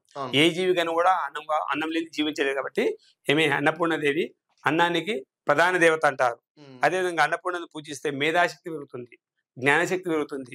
తర్వాత భక్తి శ్రద్ధలు, ఐశ్వర్యం కలుగుతాయి. ఈమెకు నైవేద్యం వచ్చేసి కట్ట పొంగలి అంటారు. కట్ట పొంగలి అని నైవేద్యం. కట్ట పొంగలి నైవేద్యం పెట్టాలి. మనకు ఏం లేదు, అన్నము పాలన్నం కూడా పెట్టచ్చు. పాలతో చేసినట్టు అన్నం కూడా నైవేద్యం పెట్టచ్చు. ఇది 3వ రోజు. జనరల్ గా అన్నదానం చూస్తుంటాం కదా సార్ స్వామి. అంటే ఈ 9 రోజులు నవరాత్రులు చేసినప్పుడు అన్నదానం చేస్తారు, గణేశం చేసినప్పుడు అన్నదానం చేస్తారు. కొన్ని గుడిలలో నిత్య అన్నదానం ఉంటుంది. తిరుపతిలో కూడా నిత్య అన్నదానం ఉంటుంది. అసలు అన్నదానం చేస్తే ఎలాంటి పుణ్యాలు వస్తాయి? అన్ని దానాలు గొప్ప దానం అన్నదానం అంటారు. ఎందుకంటే మనిషికి ఏది ఇచ్చినా కూడా ఇంకా కావాలంటాడు. డబ్బులు ఇస్తే ఇంకా కావాలంటాడు, ఇల్లు ఇస్తే ఇంకా కావాలంటాడు. అన్నము పెట్టిన వాడికి అన్నదానం చేస్తే మనకి జన్మ ధన్యమవుతుంది. ఎందుకు అవుతుందంటే వాడు తిన్న తర్వాత అంటాడు, అన్నదాత సుఖిభవ. ఆయన కడుపున అన్నం పెట్టినా చాలా సంతోషం అంటాడు. అన్నం చాలా విశేషమైనటువంటిది. దాన్ని వర్ణించరానిది అన్నం అంటే. అన్నం లేని జీవించడం మనిషి. నువ్వేం లేకున్నా పర్లేదు, అన్నం ఉండాలంట. కాబట్టి అన్నదానం చాలా విశేషం.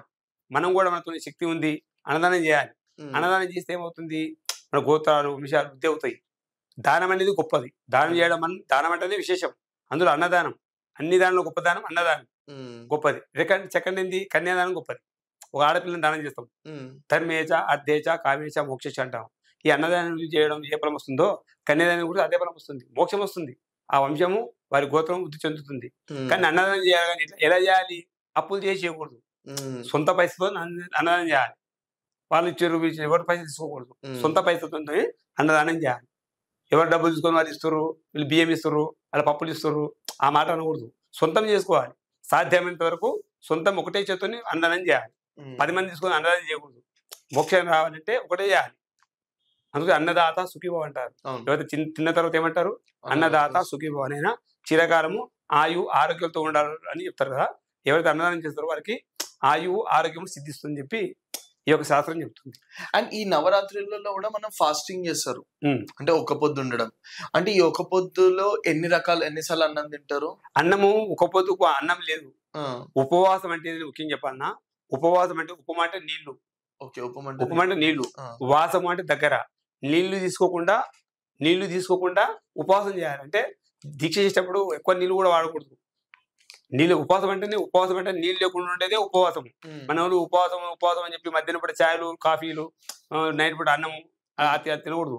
అన్నం తినకుండా చేసేదే ఉపవాసం. ప్రతిరోజు ఉదయం నుంచి అమ్మవారిని స్త్రీ సూక్త పారాయణము, తర్వాత అమ్మవారి యొక్క లలిత సహస్రనామము, కుంకుమార్చనాన్ని చేసుకొని నైట్ పూట అల్పాహారం చేయాలి. దీక్ష అంటే 9 రోజులు అన్నం తింటే దీక్ష కాదు, ఉమ్, ఓన్లీ అల్పాహారం చేయాలి. అల్పాహారం అంటే ఏంటి, పలహారం తింటేనే 9 రోజులు చేస్తేనే ఆ పవర్ వస్తుంది. అన్నం తింటే రాదు. అన్నం అంటే భుక్తంతో సమానం. ఉమ్, అన్నం తినకూడదు. నవరాత్రులు వాస్తవం చెప్పాలంటే అన్నం లేదు, తినకూడదు. శక్తి లేదు, తింటున్నారు. అన్నం అనేది తినకూడదు. శాస్త్ర ప్రకారంలో అన్నం లేదు. ఎప్పుడు తినాలి, 10 రోజుల తర్వాత నెక్స్ట్ డే అన్నం తినాలి. కానీ అన్ని రోజులు శక్తి ఉండాలంటే ఉండాలి. పండ్లు తినాలి, జ్యూసులు తాగాలి. ఉమ్, ఇవన్నీ కూడా భగవంతుడు సృష్టించింది కదా. ఉమ్, కాబట్టి ఈ 9 రోజులు ఎప్పుడు దీక్ష చేస్తావో ఏం తినకుండా నైట్ మాత్రమే అల్పాహారం చేయాలి. అల్పాహారం అంటే ఏంది, పండ్లు పలహారాలు, అన్నంతో లేని వస్తువు తినాలి. అన్నం కలగకూడదు. ఆ వస్తువు తింటేనే దానికి పరిపూర్ణ దీక్ష లభిస్తుంది. ఉమ్, అన్నం తింటారు చాలా మంది, ఒకరు మధ్యాహ్నం తింటారు, నిండు తింటారు, కొంతమంది నైట్ తింటారు. అది దీక్ష కాదు, తినకూడదు. వాస్తవం చెప్పాలంటే ఓకే. నియమంతో చేస్తేనే దీక్ష. నువ్వు ఎప్పుడైతే నువ్వు అపేక్ష అంటే కోరిక లేకుండా చేసేదే పూజ అంటారు. కోరిక ఉండకూడదు మనిషికి. నేను అది చేస్తున్నా, నిన్ను ఎక్కడ వెళ్తున్నా, ఇక్కడ వెళ్తున్నా ఏం చెప్పకూడదు.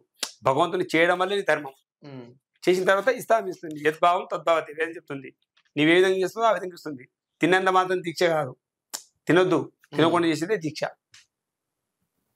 10 పక్కలు తింటారు, మంది తినొద్దు, ఎవరి శక్తి వాళ్ళది. కానీ తినకుండా చేయడమే దీక్ష. దీక్ష అంటేనే ఏం తినకూడదు. ఓకే. ఏకభుక్తం అని చెప్తే, ఏకభుక్తం అంటే వీలైతే ఒక పూట భోజనం చేయమంటున్నాడు. మొత్తం చేయకుండా ఏమైతే విశేషమైన ఫలం వస్తుంది. దీనిలో కూడా రకరకాలు ఉంటాయి. ఫలాన్ని ఇట్లిస్తాడు అంటే మనిషి చేసే బట్టి, కర్మను బట్టి ఫలం వస్తుంది. చేసేదాన్ని బట్టే ఫలం ఇస్తాడు దేవుడు. యద్భావం సద్భవతి. 4వ రోజు ఏముంటుంది సార్? 4వ రోజు మనకు వచ్చేసి లలితాదేవి. లలితాదేవి. లలితాదేవి మనకు అమ్మవారు ఎలా ఉంటారు అంటే, అరుణాం కరుణాం తరంగితాక్షిం ధృతపాశాంకుశ పుష్పబాణ చాభాం అనివాది విడావత మైకై అహమిత్యేవ విభావే భవాని అంటున్నాడు. ఉమ్, అంటే అమ్మవారులో ఉన్నటువంటి అన్ని దేవతలు ముఖ్యమైన దేవత ఎవరంటే ఈ నవరాత్రుల్లో లలితాదేవి చాలా విశేషం. లలితాదేవిని ఆరాధిస్తే సౌభాగ్యం లభిస్తుంది.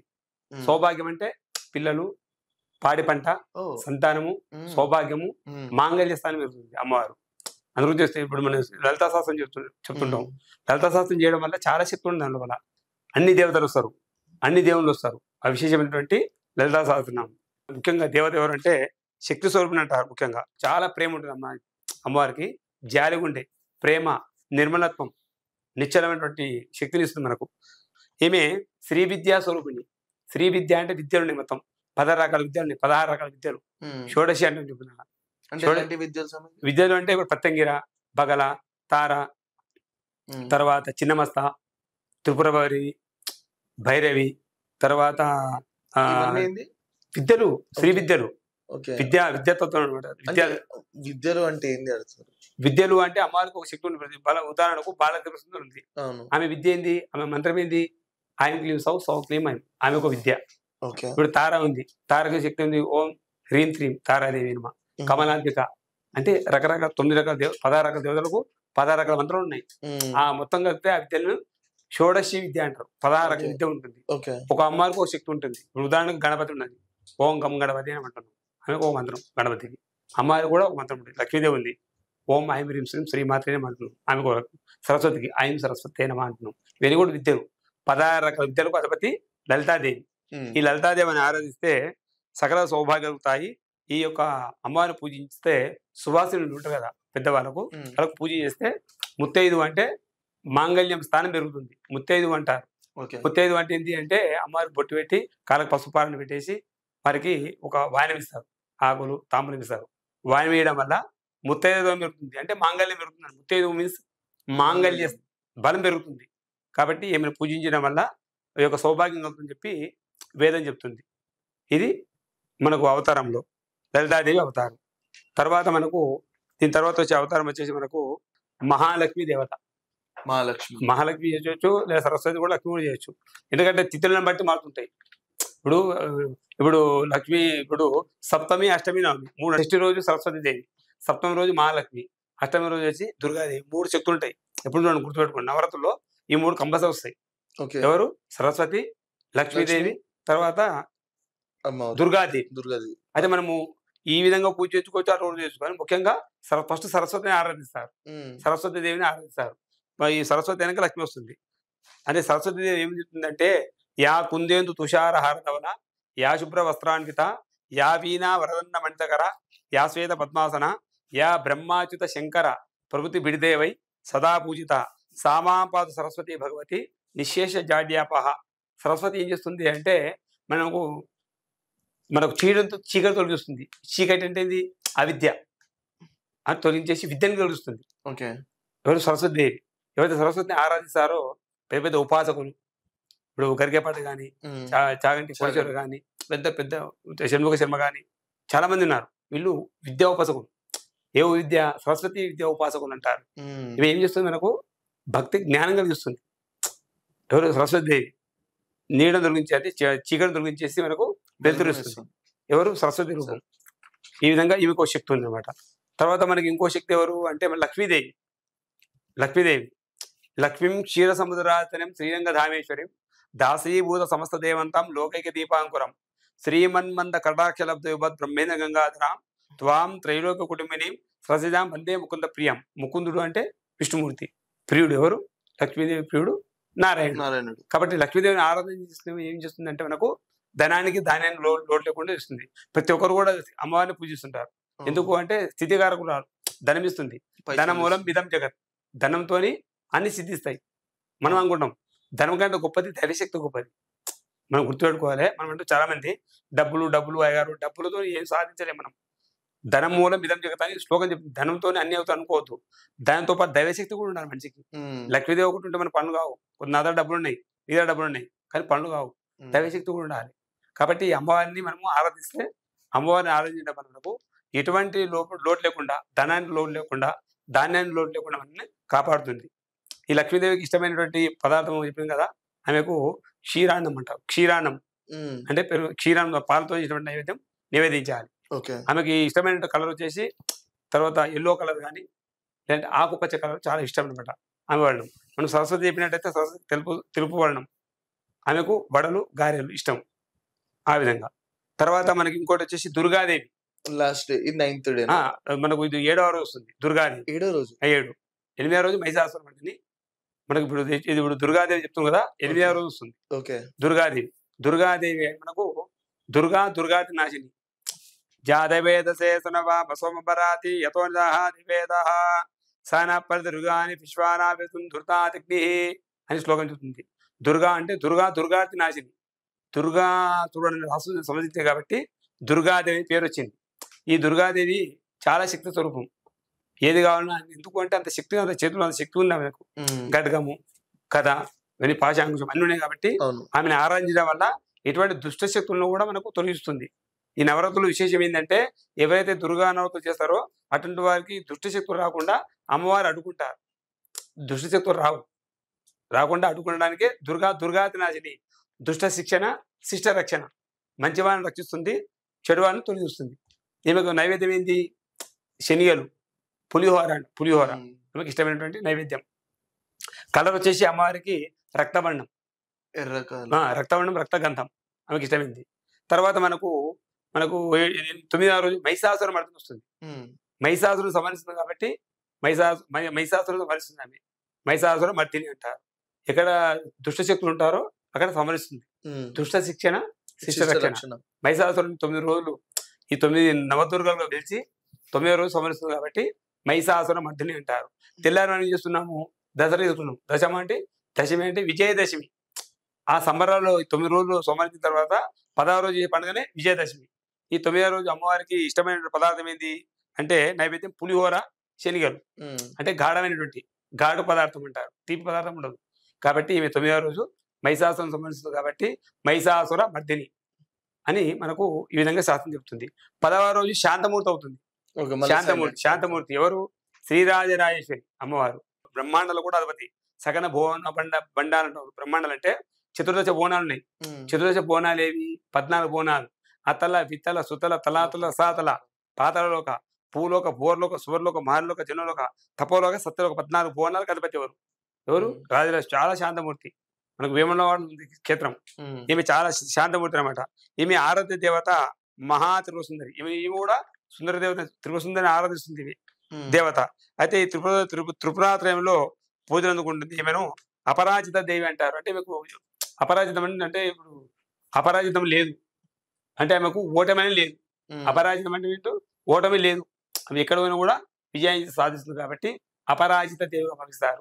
చల్లని మూర్తి, శాంతిమూర్తి కాబట్టి ఏమైనా ఆరాధించడం వల్ల సకల సౌభాగ్యాలు లభిస్తాయి. సంతానము, సౌభాగ్యము, వృద్ధి, ఉద్యోగము, వ్యాపారం అన్నిట్లా అవి కూడా కలిగించేస్తుంది. ముఖ్యంగా భక్తి, జ్ఞాన వైరాగ్యం కూడా అమ్మవారిస్తారు. భక్తితో పాటు జ్ఞానం, జ్ఞానంతో పాటు వైరాగ్యం. నైనా ఉన్నదన్న చాలు, పప్పన్న తినడం చాలు. ఎక్కువ అంటే ఎక్కువ ఉరుకొది లేదు, ఎక్కువ ఆశపడలేదు. ఉన్నదానిలో బ్రహ్మానందం, పరమసుఖం అని ఈమెలో. కాబట్టి ఈ విధంగా అమ్మవారి పూజ చేయడం వల్ల ఈ నవరాత్రుల్లో ఒక్కొక్క దేవత ఒక్కొక్క శక్తిని ఇస్తుంది. శక్తిని ఇస్తుంది అంటే వారి యొక్క ప్రభావాన్ని బట్టి ఆ దేవత ఆ శక్తిని ఇస్తుంది. దుర్గాదేవత ఈ శక్తిని ఇస్తుంది, అమ్మవారు ఈ శక్తిని ఇస్తుంది, ఇంకో దేవత ఈ శక్తిని. లాస్ట్ మొత్తం పైన మనకు విజయాన్ని ప్రసాదిస్తుంది. ఈ 9 దుర్గాలు ఏం చేసినా కూడా ఒక మనిషిని అమ్మవారిని ఆరాధిస్తే ఏమవుతుందంటే విజయం అవుతాడు, విజయవంతుడు అవుతాడు. నేను అమ్మవారు పూజ చేసిన గురుగారు నాకు చాలా కలిసి చూసింది. నేను ఇల్లు కట్టుకున్నాను, నాకు సంతానం అయిపోయింది, నాకు మా కొడుకు మంచి జాబ్ వచ్చింది, చాలా విశేషం చెప్తుంటారు. ఇవన్నీ చేసేదాని మీద ఉంటుంది. యద్భావం తద్భవతే. మనం ఆ అమ్మవారిని పూజ చేసినామా ఈ అమ్మవారు కాదు. ప్రతిరోజు కూడా దేవత చేసేటప్పుడు వాళ్ళు గుర్తుపెట్టుకోవాలి. ఎప్పుడు కూడా ఎవరితో మాట్లాడకూడదు, ఎక్కువ మాట్లాడొద్దు. ఎప్పుడు కూడా నవరత్నం చేసేటప్పుడు ఒక మంత్రం ఉచ్చారణ చేయాలి. అంటే పెద్ద మంత్రం కాదు, గురుముఖం చేసిన మంత్రం ఉంటే కూడా గురుముఖం చెప్పాలి. డైరెక్ట్ ఎవరు చెప్పకూడదు. ఒక మంత్రం ఏం చెప్పాలి అంటే శ్రీమాత్రే అని చెప్పాలి. శ్రీమాత్రే నమః అని చెప్పొచ్చు. శ్రీ అంటే ఎవరు? శ్రీ అంటే శారదాదేవి, శారద అంటే సరస్వతి, రా అంటే రమాదేవి, ఈ అంటే ఈశ్వరి. ఎవరు? శ్రీమాత్రే నమః.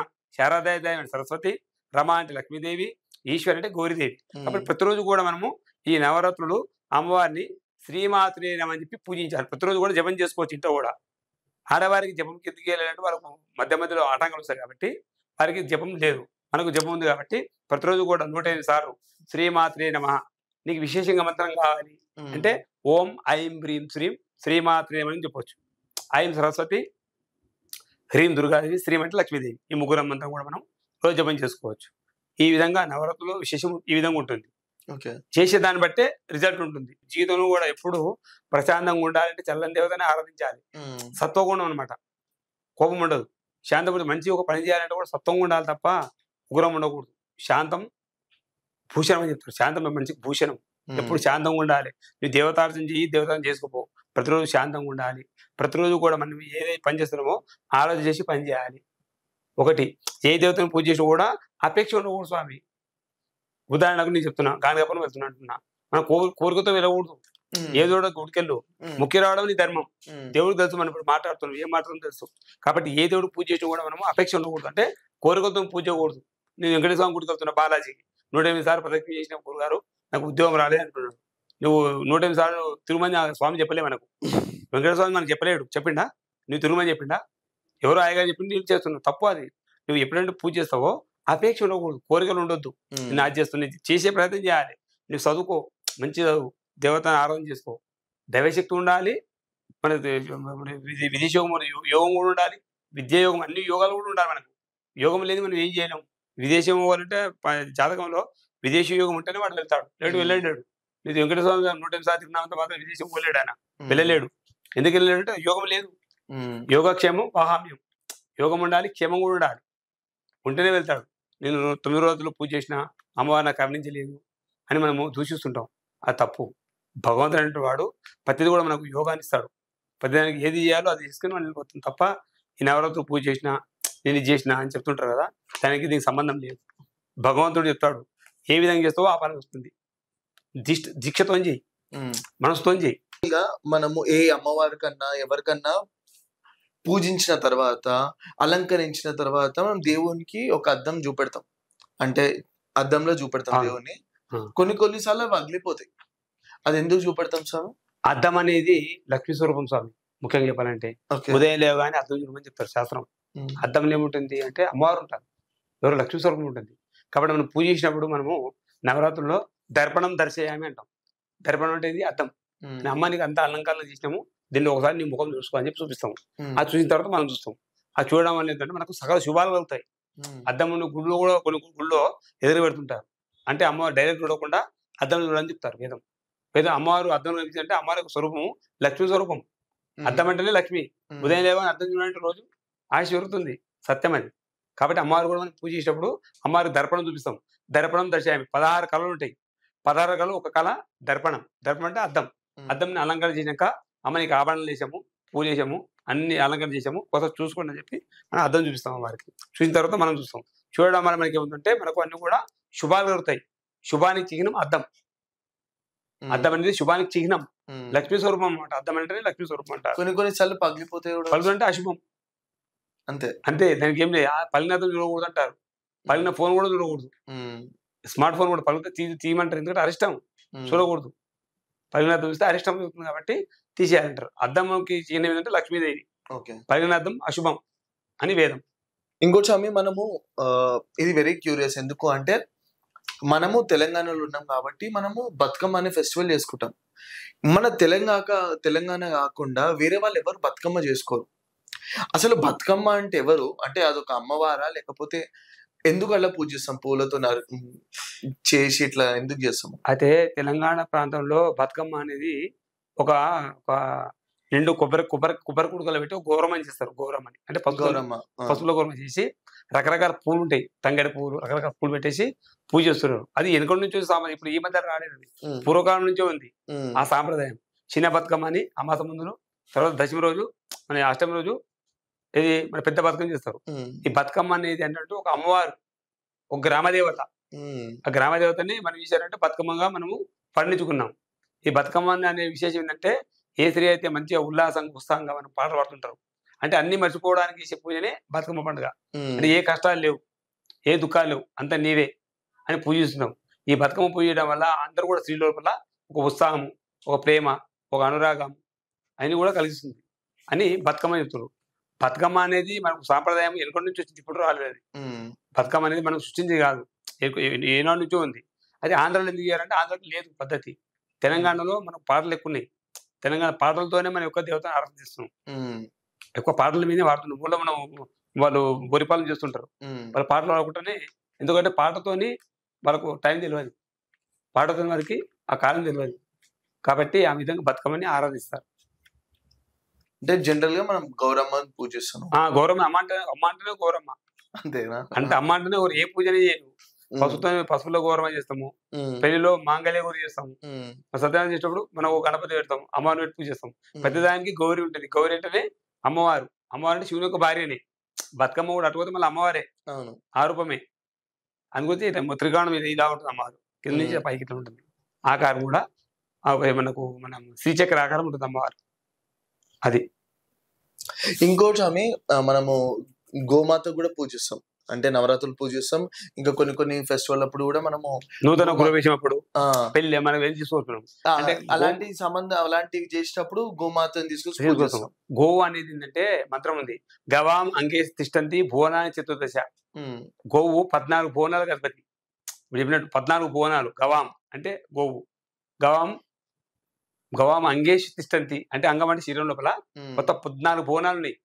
కొమ్ముల లోపల, తర్వాత చెవు లోపల, కాలు గటుకు లోపల 4 వేదాలు, చెవులు, కళ్ళు ప్రతి భాగంలో కూడా దేవతామూర్తి ఉన్నారు కాబట్టి ఆవును పూజిస్తే సకల ఐశ్వర్యాలు వస్తాయి. మనం నూతన గృహప్రవేశం చేస్తాం, ఇంటికి ఆవును తీసుకొస్తాం. ఆవును మనం తీసుకోవడం పూజ చేయడం వల్ల ఏమైనా అరిష్టాలు కూడా పోతాయి. ఇప్పుడు ఇంట్లో ఆవు వచ్చింది అనుకోండి, మనకు గోమూత్రం పెడుతుంది. అరిష్టం అంటేనే మూత్రం పోస్తుంది, పెండ పెడుతుంది, పేడ అది పెట్టినంటే అరిష్టం అంటేనే పెడుతుంది, ఉట్ట పెట్టదు. ఇంట్లో ఆవు మూత్రం పెట్టిందంటే కొత్త కొత్త గోడల మీద పడుతుంటాయి కదా, బాధపడతారు అయ్యగారు గోడ ఖరాబ్ చేసిందని. వాళ్ళకి తెలియదు సంగతి, అరిష్టం అవుతుంది అక్కడ. అంటే ఆవు ఉట్టిగా మూత్రం పెట్టిందని ముట్టి మూత్రం పోయేది. అరిష్టం అంటేనే గోమూత్రం పెడుతుంది, ఇది అరిష్టం అంటేనే పేడ పెడుతుంది. కాబట్టి మనం గోవులను కూడా పూజించాలి, గోవధ చేయకూడదు. ఎప్పుడు కూడా గోవధ చేస్తే వారి వంశము గోత్రము నాశనం అయిపోతుంది. చాలా మంది తెలియదు గోను వధించదు. గోవు అంటే సకల దేవతా స్వరూపం గోమాత. కాబట్టి పొద్దున్న లేవని ఆవును మన చూడమని చెప్తారు, వేదం చెప్తుంది కదా. ఎప్పుడు కూడా పోయి గోవును వెనుక పృషించాలంట, వెనుక భావం అమ్మారు ముఖాలి. గో తోకలో వాయుదేవతలు ఉంటాడు. మనం ప్రతి జీవి కానీ మనకు అన్ని అనిష్టాలు పోతాయి. తోకలో వాయుదేవుడు ఉంటాడు. కాబట్టి మనం ఏం చేస్తాం, మొక్కేసి ఇట్లా స్పృశం చేసుకొని అమ్మవారి తలపైన తోకతోని మనం కొద్దిగా ఈ విధంగా మనం స్పర్శించుకోవాలి. చేసుకుంటే ఏమవుతుంది, అరిష్టాలు పోతాయి. గోవుకు దానాలు కూడా పెట్టాలి. గోవుకు ఏ దానాలు పెట్టాలి, నవధాన్యాలు కాకుండా ఆకుకూరలు, కూరగాయలు ఇవన్నీ పెట్టాలి. చాలా మంది ఏం చేస్తారు, నవధాన్యాలు నానబెట్టి పెడుతుంటారు. అది ఓన్లీ వ్యక్తిత్వం, అది గ్రహ బాగోవడానికి. ఎప్పుడు కూడా ఎటువంటి అపేక్ష లేకుండా దానం చేయాలి. గోశాలకు వెళ్ళి అంటే ఏ కోరిక ఉండకూడదు. నాకు రాహు బాల్యుడు నేను మినుములు పెడతా, కేతు బాల్యుడు ఉలువలు పెడతా, అలా కాకుండా ఎటువంటి అపేక్ష లేకుండా చేసేది గోపూజ. ఏ కోరిక ఉండొద్దు. నువ్వు పూజ చేస్తే ఎటువంటి కోరిక లేకుండా చేస్తే పూజనే నీకు సత్ఫలితం ఇస్తుంది. గోవు అంటే ఒక సాక్షాత్తు భగవంతుడు ఒక వరం, అది కామధేను, మన కోరికలను నెరవేరుస్తుంది. ఎప్పుడు అపేక్ష లేకుండా, ఏ కోరిక లేకుండా పూజ చేయాలి. ప్రతిరోజు కూడా వెళ్ళాలి, వెళ్ళి మనం పూజ చేసుకోవాలి. వీలు కాలేదు నెలకు ఒకసారి వెళ్ళి ఆరాధన చేయడం వల్ల చాలా విశేషం ఉంటుంది. అది గోదానం కూడా చేస్తాం. గోదానం చాలా విశేషం. గోదానం కూడా ఎవరికి చేయాలి, మంచి ఉపాసనకి చేయాలి. మంచి భక్తున్నటువంటి వాడికి, ఎలాంటి వాళ్ళు గోదానం చేయకూడదు. మంచి చదువుకున్నవాడు, బ్రాహ్మడికి విపత్తు బాగా చదువుకున్నవాడు అని తీసుకునే శక్తి ఉన్న వారికి మనం గోదానం చేయాలి. ఎవరికంటే వాళ్ళకి గోదానం చేయకూడదు, చేస్తే ఆ ఫలితం ఉండదు. తీసుకున్నా కూడా దాన్ని నిలుపుకునే శక్తి కూడా ఉండాలి. ఇప్పుడు గోదానం చేసినాం అనుకోండి, ఆయన గోవులతో నెలకు 6,000 రూపాయలు ఖర్చు వస్తుంది. ఒక గోవుకు ఆ 6,000 రూపాయలు ఖర్చు వస్తుంది. భరించాలంటే ఆవు ఎక్కువ తింటుంది. మరి ఆవుకు మేత ఎక్కువ, బర్రె కంటే ఆవు ఎక్కువ తింటుంది. కాబట్టి నాకు కూడా చాలా మంది గోవులు గారు తీసుకున్నాను. నాకు పీఠం ఉంది కానీ వద్దని చెప్పి, ఎందుకంటే ఆ శక్తి లేదు. కొన్ని రోజుల తర్వాత భగవంతుడు ఇస్తే తీసుకుంటాం. గోవు పోషిస్తే చాలా పునర్జన్మ చేసిన కొన్ని పాపాలు కూడా పోతాయి సార్. గోవు పూజ చేస్తే చాలా విశేషం ఉంటుంది. నువ్వు గోవు పూజ చేసినటువంటి చూడండి, చాలా ఇంప్రూవ్మెంట్ అవుతుంటారు, చాలా ఇంప్రూవ్మెంట్ అవుతారు. అట్లా విశేషమైనటువంటి ఫలితం వస్తుంది గోవు వల్ల. గోవు పూజ చేయడం చాలా విశేషం. ఇంకోటి స్వామి, మన ఇండియా మొత్తంలో చాలా శక్తి పీఠాలు ఉన్నాయి, చాలా శక్తి పీఠాలు ఉన్నాయి. అసలు ఈ శక్తి పీఠాలు ఎలా స్టార్ట్ అయింది, ఎలా వచ్చాయి శక్తి పీఠాలు? అసలు శక్తి పీఠంలో ఎలాంటి అమ్మవారు ఉంటుంది అక్కడ? శక్తి పీఠం అనేది మనకు మొత్తం 18 స్వామి. అంటే మనకు ఇప్పుడు దక్షిణి యొక్క కుమార్తె ఉంటుంది కదా, దక్షిణ కుమారుడు దాక్షాయని ఉంటుంది. అయితే ఆయన ఏం చేస్తాడంటే, పెళ్లికి స్వామిని పిలిపిస్తాడు. స్వామి పిలువాడు, శివుని పిలువాడు. శివునికి ఇచ్చి దాక్షాయని నీ శివుని తప్ప వేరే చేసుకోవాలని చెప్తుంటుంది. అయితే ఈయనకి ఇష్టం ఉండదు, ఎవరికి దక్షుడికి ఇష్టం ఉండదు. ఇష్టం ఉండకుంటే పిలువని పెళ్ళడానికి వస్తుందని చెప్పి ఈయన పెళ్లికి వెళ్తాడు. ఎవరు దక్షుడు వెళ్తాడు. కానీ శివుడు అన్ని ఏం మాట్లాడాడు, అంటే పలకరించడానికి రాదు. పలకరించి కూడా పైకి వెళ్తుంది, కైలాసంకి వెళ్ళి మా నాన్నగారు చూడండి నువ్వు మాట్లాడలేవు కదా, మరి మా నాన్నగారు నీకు ఆయన కూడా ఒక యజ్ఞం చేస్తాడు. దక్ష యజ్ఞం పేరు దక్ష యజ్ఞం చేస్తుంటాడు. అందరిని పిలుస్తాడు కానీ శివుని మాత్రం పిలవాడు. ఎవరు దక్షుడు శివుని పిలవాడు. పిలకపోయేసరికి ఏమి చేస్తుందంటే, మా నాన్న పిలవలేదు, సరే నేనైనా వెళ్తా అని చెప్పి అక్కడ ఒక యజ్ఞంకి వస్తుంది. యజ్ఞంకి వస్తే తండ్రి విపరీతంగా మాట్లాడతాడు, పిల్లలను పేయడానికి వచ్చినావు, ఎందుకు వచ్చినాము అని ఒక 2 మాట్లాడటానికి ఆమెకు ఆవేశం వచ్చేతోని ఆ అగ్నిలో దూకిపోతుంది. అగ్నిలో హూతం అవుతుంది. ఎవరు? దాక్షాయని. అది కాగానే అప్పుడు శివుడికి తెలుస్తుంది. తెలవగానే శివుడు కిందకు వచ్చేసి అది వీరభద్రుడు సృష్టిస్తాడు. భద్రుని సృష్టిస్తాడు.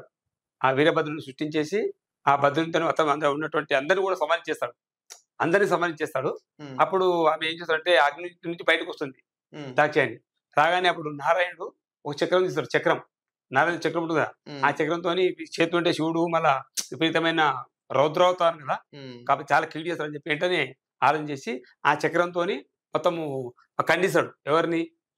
దాక్షాయని. ఎవరు ఖండిస్తారు? విష్ణుమూర్తి ఖండిస్తాడు. ఉమ్, ఖండించాక అన్ని మొత్తము తల, మొండెము అన్ని కూడా రకరకాల లిస్ట్ పడతాయి. మొత్తము 108 స్థలాలు, ఎక్కువ 108 స్థలాలు పడ్డాయి. 108 భాగాలు పడ్డాయి. ఎక్కువ ప్రాముఖ్యత చెందిన మాత్రం 18 భాగాలు ఎక్కువ మనకుంది. 18 భాగాల కంటే 54 ఉన్నాయి మొత్తం. 18, 54, 108 వర్ణించారు. ఈ ముఖ్యంగా ఈ ఎక్కువ ప్రాచుర్యం పొందింది ఎక్కువ అంటే మనకు జ్వాల, వైష్ణవిదేవి మనం చాలా వెళ్తుంటాం. వైష్ణవిదేవి, కామాక్షి. కామాక్షి కూడా మనకు జూన్‌లో ప్రతి సంవత్సరం ప్రతి జూన్‌లో అమ్మవారి ఉత్సవాలు చేస్తుంటారు. ఎక్కువ ప్రాముఖ్యత చెందింది. అంటే ఒక్కొక్క దేవత ఒక శక్తి ఉంది. ఏ దేవతను తక్కువ అంచలేము మనం. గిరిజాదేవి గాని, భ్రమరాంబిక గాని, తర్వాత ఈ కామాక్షి గాని, ఉజ్జయిని మహాకాళి కూడా అంతే. అంటే ఎక్కడ ఉంది ఆ టెంపుల్? ఉజ్జయిని మహాకాళి వచ్చేసి మనకు ఉజ్జయినిలో ఉంది. ఓకే. ఈ యొక్క ఎక్కువ ప్రాముఖ్యత చెందింది కాబట్టి అష్టాదశ మహాపీఠాలు అంటారు. ఏ పీఠం చూసుకున్నా అన్ని ఒక దేవతకు ఒక శక్తి ఉంది. దానికి పెద్ద వివరణ చేయాలి, పెద్ద ఉంటుంది, చాలా పెద్ద ఉంటుంది, కథలు ఉంటుంది, చాలా సంబంధించిన పెద్ద చరిత్రలు అవి ఉంటాయి. కాబట్టి ఇవన్నీ కూడా 18 అవతారాలుగా అవతరించారు. ఎక్కువ ముఖ్యంగా ప్రాముఖ్యం చెంది 18 అవతారాలు. ఒకసారి మా ఆడియన్స్ కి చెప్పండి స్వామి, ఈ నవరాత్రులు ఎలా ఉండాలి అండ్ ఒక సందేశం ఇవ్వాలంటే ఇలా. ముఖ్యంగా భక్తులకు చెప్పేది ఏంటంటే నవరాత్రులకు చాలా విశేషమైనటువంటి మనకు ఫలితం లభిస్తుంది. ఎలా లభిస్తుందంటే మనం చేసే పూజను బట్టి లభిస్తుంది. మనం కంగానం కడుగుతాం. 9 రోజులు మనం పూజ చేసినప్పుడు కంగానం ఖచ్చితంగా ఉండాల్సిందే. 10వ రోజు కూడా ఖచ్చితంగా కంగానం ఉండాలి. మనం ఏం చేస్తాము, 9 రోజులు కానీ 10 రోజులు అయ్యగారు కంగానం విప్పండి అంటారు. ఎప్పుడు కంగానం విప్పకూడదు. ఎప్పుడైతే కంగానం విప్పుతావో మనకు ఫలం ఎప్పుడు ఉంటుంది అంటే లాస్ట్కే ఉంటుంది ఫలం. పండు ఎప్పుడు జరుగుతుంది? చివరికి పండు అవుతుంది. ప్రతిఫలం ఎలా ఉంటుంది? చివరికి ఉంటుంది. ఆ చివరి ఎప్పుడు చేస్తారు అంటే గడబడి చేస్తారు. అయ్యా గురుగారు కంగానం విప్పండి అంటారు. కంగానం ఎప్పుడు తీయకూడదు. అమ్మవారి నిమజ్జనం చేసిన తర్వాతనే కంగానం తీయాలి. మధ్యలో ఎప్పుడు తీయకూడదు. అమ్మవారి ఎప్పుడైతే మనం సాగర్లో నిమజ్జనం చేస్తాం కదా, తీసిన అమ్మవారిని తీసినప్పుడే మనము ఆ కంగానంతో పాటు అమ్మవారితో పాటు ఆ కంగానం కూడా వేయాలి. మన వాళ్ళు ఏం చేస్తారు, తొందరపడి కంగానం తీస్తారు. తీయకూడదు. ఒకటి ఏంటంటే పూజ చేసేటప్పుడు కూడా మనస వాచ కర్మ శుద్ధి ఉండాలి. మన శుద్ధి ఉండాలి, వాక్ శుద్ధి ఉండాలి, కర్మ శుద్ధి ఉండాలి. ఎక్కువ మాట్లాడొద్దు, తక్కువ మాట్లాడాలి, ఎక్కువ జపం చేయాలి. 9 రోజులు నవరాత్రుల్లో 9 రోజులు 9 ఎంత సంఖ్య చేస్తావో అంత విశేషం. అది కూడా మంత్రం చెప్తున్నాడు. ఓం శ్రీమాత్రే నమః. నీకు వీలైతే ఇంకా విశేషం కావాలి, ఓం ఐం హ్రీం శ్రీం శ్రీమాత్రే అని చెప్పి మంత్రం జపం చేసుకుంటూ ఎక్కువ మాట్లాడకుండా తక్కువ మాట్లాడితే ఎక్కువ ఫలం వస్తుంది. కాబట్టి భక్తులకు చెప్పిందంటే భక్తితో చేయాలి, శ్రద్ధతో చేయాలి. చేస్తేనే అమ్మవారు ఫలం ఇస్తుంది. కానీ ఇప్పుడు ఇంకోటి అన్నదానం కూడా ఎలా అంటే అన్నదానము మనతో అయితేనే మనం చేయాలి. అన్నదానం చేసినప్పుడు మనం భక్తితో చేయాలి. వాళ్ళ పైసలు తీసుకొని వీళ్ళ దగ్గర పైసలు తీసుకొని అడిగి చెందడానికి తీసుకోకూడదు. ఒక చేయాలంటే సొంతంగా చేయాలి తప్ప వేరే వాళ్ళ డబ్బుచ్చుకొని చేయకూడదు. ఎలా చేస్తే ఏమవుతుందంటే ఫలితం అనేది రాదు. సొంత పైస పెడితేనే ప్రతిఫలం వస్తుంది. కాబట్టి సొంత పైసలతోనే అన్నదానం చేయాలి. చేస్తే విశేషమైనటువంటి ఫలం లభిస్తుంది. సర్వే జన సుఖినో భవంతు. Thank you so much Gurudatta వచ్చినందుకు.